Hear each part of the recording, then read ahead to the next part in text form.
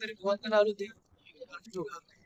అపోస్తుల కార్యం 8వ అధ్యాయము 12వ వచనం.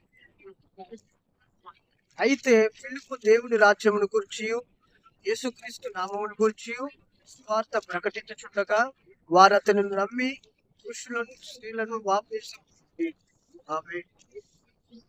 ఈడ ఫిలిప్పు యేసుప్రభు రాజ్యాన్ని గురించి, ఆయన నామమును గూర్చి, ఆయన సువార్తను గురించి, వాక్యాన్ని గురించి స్త్రీలకు పురుషులకు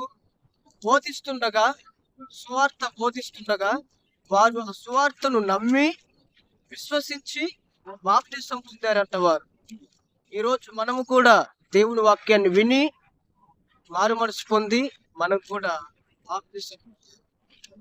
కాబట్టి మనం నమ్మి విశ్వసించి మారు మనసు పొంది బాప్తిసం. ఆమేన్.